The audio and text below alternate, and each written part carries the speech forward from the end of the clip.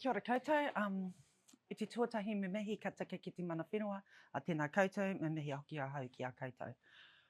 Ko tēnei au, ko tapua au nuku te maunga, ko te waia wātua rāua ko hapoko oko wawa, ko manga mānu rāua ko takahanga oko marae, ko te taia marakura toko moana, ko ngā tahu te iwi, ko Ngāti Kuri te hapu, ko Channell Thoms. So a bit of background about me. I did my master's on freshwater crayfish, or kēkēwai as we call it down here in the South Island, Waikato up north. And then I worked at Mahanui Kurataio Limited, which is an environmental entity for the 6 papatipu, including Onuku, around Canterbury, as an ecologist and researcher. I then went on to do my PhD on more around restoration ecology, but I focused on kākahi, which are freshwater mussels, and their ability to be used as a biological tool in stream restoration. And I'm currently at Environment Canterbury. Yep. So today, my role is multidisciplinary across all sciences, and I'm there to provide a Te Ao Māori perspective, but not the Te Ao Māori perspective, and also to help with developing the Mātauranga monitoring program. Okay, so I'm going to try and rush this in 15 minutes. Okay, so first of all, we'll start with what is mahinga kai. So we all know what mahinga kai is, right? Because it's got that magic word there, kai, right? Which means food. But it's not just food, it's not limited to food. So mahinga kai is not just a noun, a description of something, it's also an action and something that we do. So when we're gathering, that's when we are practicing mahinga kai. Okay, and it doesn't necessarily mean food items, so it's anything that's that is a tauranga, a highly valued resource. So like this painamu here, this is called, when I'm gathering this or preparing it or working with it, I'm doing mahinga kai, but I wouldn't eat it, right? So because it's a tauranga, but it's used as a tool. Okay, the same with the harakiki. Mahinga kai, very important for kaihaukai. So kaihaukai was like, this is like our tribal economy. So especially for here in Ngāi Tahu, we had our aratawhito, which were our, people call them the pounamu trails, but they're our mahinga kai trails. So very, very important for that. And it's also heavily entrenched in Mātauranga with this intergenerational exchange of knowledge systems. Okay, so I'm going to talk to you about what Mātauranga is. You might have heard the listener letter that went out there that said Mātauranga is not a real science. I am a real scientist. I like to say that I'm classically trained in science, but I also practice Mātauranga, and I'm here to show you that the two of them are very compatible, very similar. Okay, so, yep, first of all, Mātauranga, next slide, is a traditional, it incorporates TEK, which is traditional ecological knowledge or traditional environmental knowledge. And I like to use real life examples or stuff that's already been published. So when I first started to do my PhD, I didn't know a lot about kākahi, right? And the first thing I did is I needed to find out where they were. So as any respectable researcher, the first thing I did was ask Dr. Google, where will I find kākahi? And what I came up with was previous publications and really reputable sites described this kind of environment, that kākahi will be found in sandy, silty environments, right? Now, they're not wrong. They're describing exactly where they found them. But then when I went out there and I spoke to mana whenua and I went to the different runanga, they were directing me to all different kinds of sites. So this is the kind of site where we'd expect to see them, you know, a bit of gravel, a bit of sand, maybe a bit of mud, and the kākahi are here. They were directing me to sites that look like this. So this isn't gravel or sand. These are boulders, okay? And it's not just like there's one or two. These little wee things here, these are the siphons from where they eat. So the whole community's there. So they didn't accidentally get there, right? Now, if I'd driven up there on my own, I would have had a look over the side and looked at the stream and thought, nah, they're not there. It's not the right kind of habitat. But fortunately, I listened to mana whenua. The other one was this one here, doing along the west coast. This old fella, he was in his 70s, probably about 74, 75. He got us to drive up as far as we could. Then we got out and he pulled out this makeshift kind of like machete and he started cutting this path through this bush. At the time, I was starting to panic because it was like, I said kākahi. I know I said kākahi, and I was thinking, does he think I said tākahi? You know, it's like, there was no stream, right? There was no stream. And then he pointed to this cave, and I'm like, But he was right. They were in there. They were in this cave. And from what I know, this is the first ever recording internationally of where freshwater mussels have been found in a cave. The really cool thing about this is that before we went to the cave, like about, I don't know, 20 meters this way, it's just a rock face with just water coming down the rock face. And I saw that there was some shells over there, so I went to have a look at them. I was like, oh, cool. And then I saw these footprints. Now, we knew that pukeko ate the kākahi. This is in the West Coast. There's no pukeko there. And I was thinking, weka, do weka eat kākahi? So I said to the old fellow, I said, oh, these footprints, are these weka? Do weka eat kākahi? Then he goes, yeah, they eat kākahi. And then he came over, he had a look at them and he goes, oh, no, that's not weka, that's kiwi. They eat them too. For him, it was a throwaway statement. But for us, this is knowledge that we didn't have before, right? I was like, wow, this is so cool. Yep, next slide. Okay, so Mātauranga is also informed by pūrākau through waiata and karakia and sometimes through whakatauki.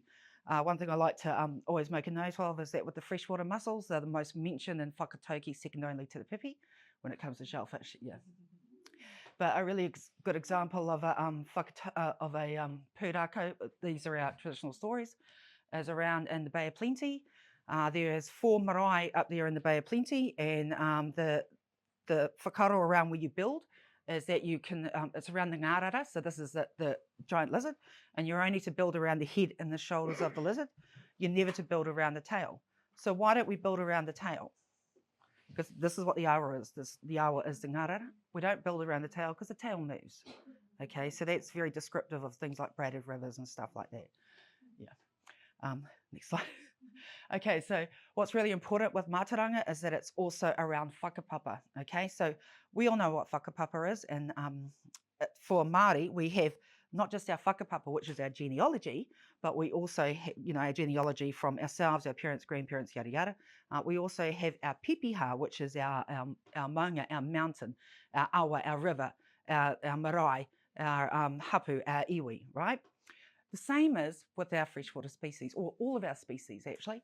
They also have this as well. So when we look at the whakapapa, so like I said, I asked Dr. Gergel when to find them, but going in and talking to people and finding out about other things, Hannah Rainforth actually did this, and this is the whakapapa for the freshwater mussels, and it clearly shows along the line that not only the species that they're related to, but the kind of substrates and that you'll find them in.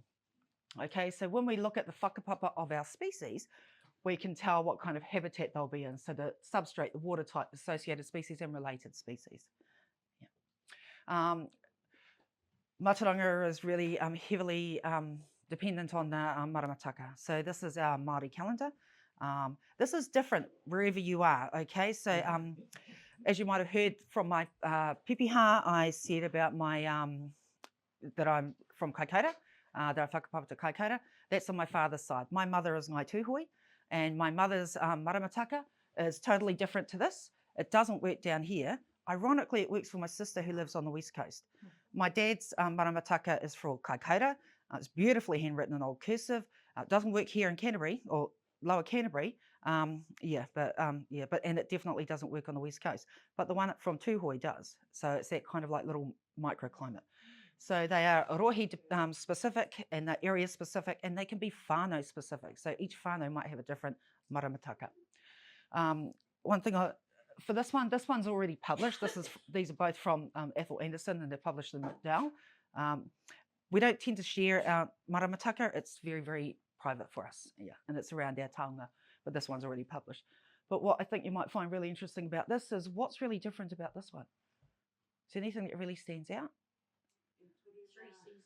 3 seasons. Yep. So for here, it's only 3 seasons. Some maramataka have up to 5 seasons, so that depends on where you are. Yeah, and they're all around the different, well, for here, for Ngāi Tahu, it's all around the different types of mahinga kai when we gather and where, and the seasons and the months. Yep, kia ora. Mātauranga is also, it's an observational science, okay? So it's about observing the natural world. I really love this story. So Elston Best, because it's a Tūhui one, so Elston Best, he followed the Tūhui people and they went to the ocean and they were collecting paua, right? But before they collected the paua, they collected a whole lot of patangaroa, so starfish. And then they put the starfish in amongst where the pawa were, okay? So Alston asked them, why do you do that? And they said, oh, because the starfish are the enemy and it makes them easier to harvest. And Alston wrote that he felt that he thought it was puerile behaviour. He thought it was purely superstitious, okay? And it wasn't until some months later he was reading in a scientific journal of the day, Transactions, journal of the day, that they've just discovered that starfish prey on abalone. But we already knew this. We might have exploited it just a little bit, but we already knew this, okay? So it's about observation. It's about observing the natural world, yeah. Mātauranga is also an applied science. So I really like this example because this comes from the deep south. So Ngāi Tahu example.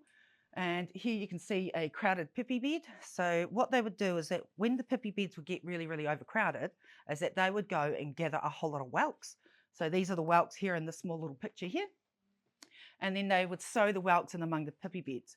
Now what the whelks do is that the whelks will, they will specifically target sick and weak individuals, right? And they'll gang up on that, they'll drill into it and they'll feed off that one. So they help to thin out the pipi beds and help to keep the beds healthy. Yeah, okay, so the other thing about Mātauranga is that it's transferred through intergenerational knowledge. Now, interestingly, it wasn't transferred from parents, well, typically not transferred from parents to children, because the parents were us, we were out there doing it, right? It was transferred from the grandparents to the grandchildren. So I went and asked everyone around, all my friends, other whānau and that, is there any pictures you've got of intergenerational exchange of Mātauranga between, you know, grandparent and grandchild? And they don't. We don't have these photos. And it's not that we don't want to take them. It's kind of like, for an example, for you, it'd be like if you've got kids and you take them to your parents' place and then your dad takes them down to the garden to pull carrots. Do you take photos of that? Well, no, you don't, because it's your normal. So for us, doing Mātauranga is our normal. So it's something we haven't tended to record. This picture here is actually of my dad and his grandchildren. So this is back, as you can tell, these really cool stonewashed jeans. This is back in the 1980s when they were doing a hangi. Now, hangi wasn't unusual. We used to do them twice a year, once for Christmas and then once for Dad's birthday. I don't know why his birthday was so special.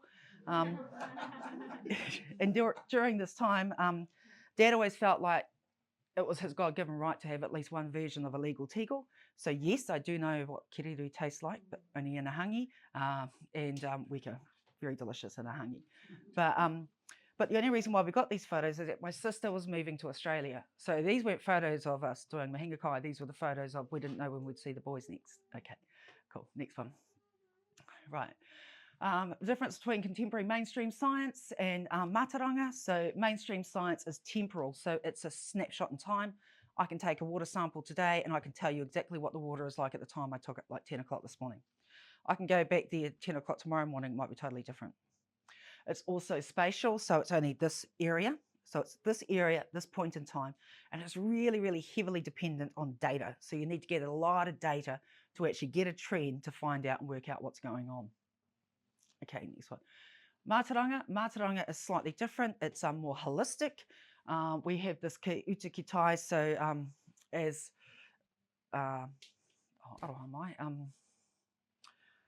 you were saying this morning about the ki uta ki tai.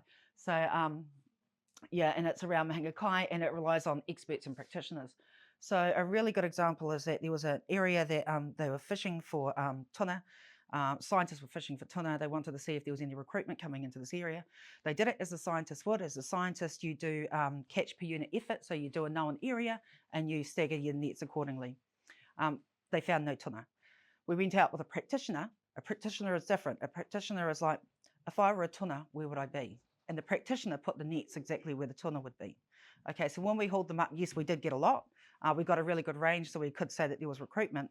But that one can be slightly biased as well, because that could overestimate what we've got, whereas the science will underestimate what we've got. So really, we need to work together.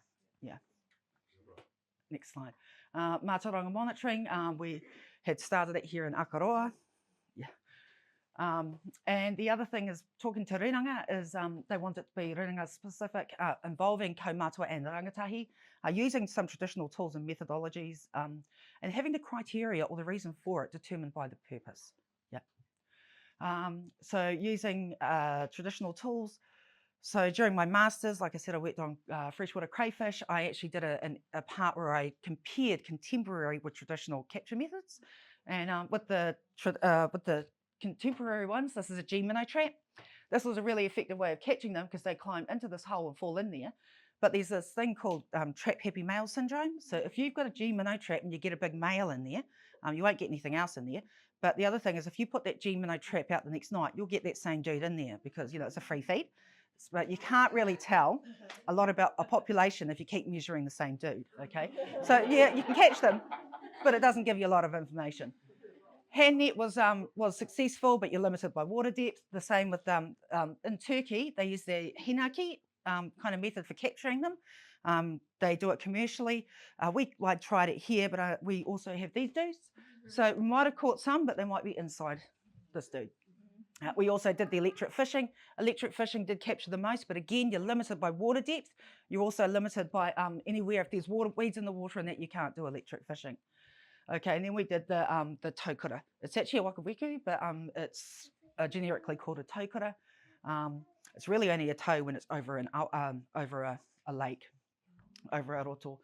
And the really cool thing about the taukura is that not only did we get females and males, but we also got these ones here. So we got these juveniles and young of the year. So we could see that there was recruitment and we got a better understanding of the population. Yeah. And I think that's it. So there's a lot of tools that are available when it comes to doing Mātauranga monitoring. We've got the Cultural Health Index, the State of the Takiwa, the COMA and the Māori model. They all have their benefits, but what we've found, or what I found working with mana whenua, working with the Runanga, is that they prefer to kind of like cherry pick and find something and design it specifically for the purpose of what they want to do. So sometimes when you go out, if you just roll out one that's already out there, people can get a bit hoha because they're like, oh, I have to measure this, but there isn't any of that here, you know? So it's like, why are we measuring things that aren't there? So yeah, so we're working around designing them, yeah, for a specific purpose. Yep, cool.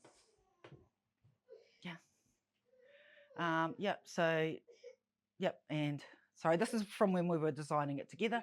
And I talked about the different things that we have. So we were including fish surveys, sometimes including the schmack kit, and we're designing site visit forms.